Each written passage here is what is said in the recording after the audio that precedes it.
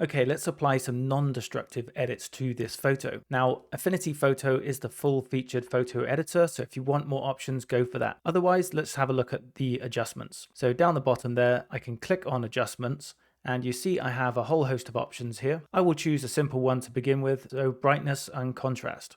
When I click on it, look in the layers panel. There is a layer underneath called brightness and contrast, and we still have an image layer. I can bring up the brightness in this pop-up box here, and the contrast as well. I'll just make it super obvious. And then if I no longer want this anymore, I can go over here and toggle the visibility off and on. And you see it hasn't rasterized this image to a pixel layer, so that's a non-destructive edit. I can also just delete this layer. So just press delete on the keyboard and we're back to the original photo. Another non-destructive edit you could do is to apply a mask. So if we head down to the bottom here, you can click on Mask Layer.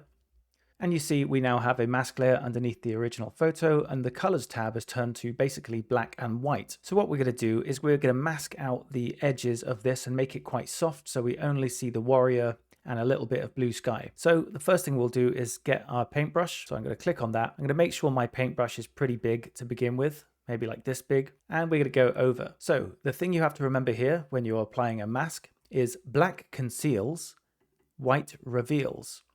So if I go to black here and I hover over, and in fact, make sure your opacity is set to 100 to begin with, just so you can see the full effect. So I'm going to make my brush bigger. You can see as I start painting, I'm concealing parts of the image, so they're no longer visible anymore. I'm not painting it white. And if I go over to the white in the color tab, I can start painting it back in, so I can start revealing parts of the image again. So let's go ahead and mask this image. I'm going to zoom out. I'm going to have a pretty big brush here. And I'm just going to start painting like this. And you can get a smoother result if you turn down the opacity maybe, or make the brush slightly bigger. But I'm just going to do that so it's like a dreamy little bubble, maybe like that. Oh no, I messed up. What am I going to do? Well, I can simply go over to the white and then I could just paint in a little bit where I think it should be. There we go. So I'm revealing it again. And I need to go back on black and get rid of those edges there.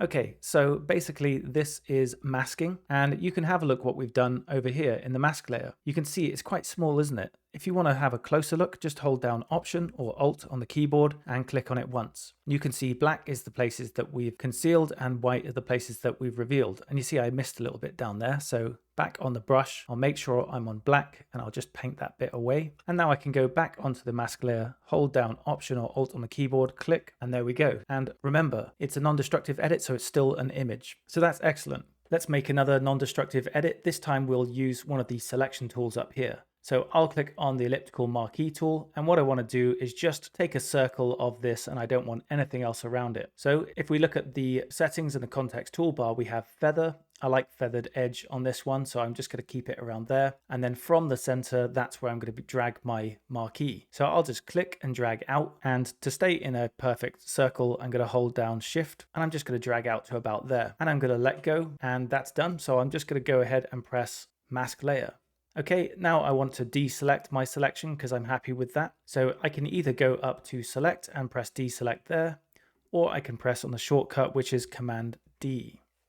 Okay, so that worked pretty well. What else can we do? Can we apply an adjustment layer? Yes, you can. So let's go down to our adjustments again. Click on that, and perhaps we will choose this time, let's go for a crazy one, recolor. So you can see that it's been added in there, and we can change the hue and the saturation to whichever one we want. Let's make it some kind of blue color, maybe change the lightness a bit, and that's good. That's all done. So there it is. There's our adjustment layer on the top.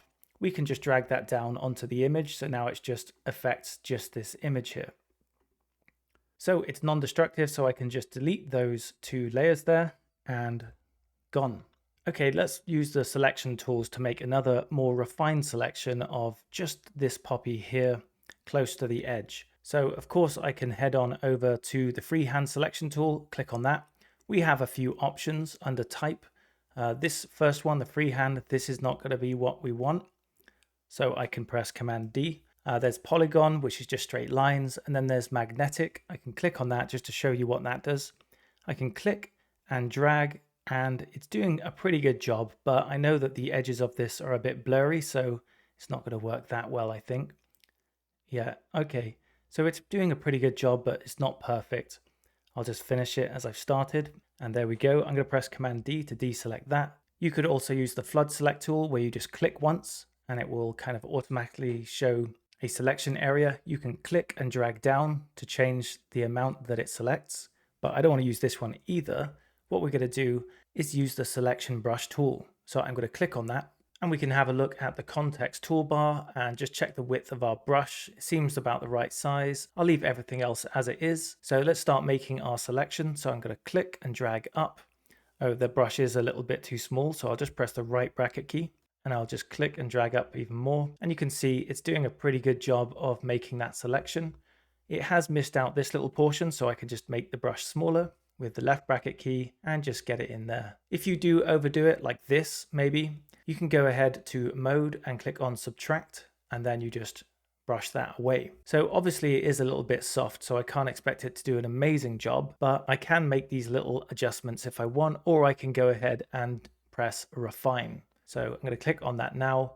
We've got this box that's appeared. Everything red here is basically going to be deleted, and obviously everything that isn't is going to stay. So what I will do, I'll just click on overlay and I'll just go to black and white, because I like to see the black, because the black conceals and the white reveals, doesn't it? So I can have a closer look at this and maybe play around with some of these options here. If I zoom in, I can see it's a little bit jagged on the side there. So I could potentially like feather it a tiny bit just to smooth it off, bring down the ramp slightly, or bring it up. But if you bring it up, you see it's getting more of the outside, so I don't want that. So I could just bring it in slightly like this and just see how we get on with that one.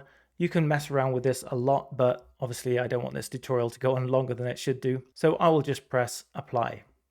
And now I can apply the mask. So down to the mask I go and click on it. Now I'll press Command D to deselect, and you can see it's done a pretty good job there. And of course we can add another adjustment layer if we want. Maybe we'll go on HSL this time, and maybe just change some of the hues here, maybe make a green one. I don't know why you do that, but you can see that I've made an edit to an image layer. That image layer hasn't turned into a pixel layer, so it's retaining its quality. I can grab this adjustment layer and just place it on the image so it's all together as one. Also, you can cut parts of your image up with the selection tool, but first of all, your photo needs to be a pixel layer. So what I do is press Command C, Command V to make a duplicate.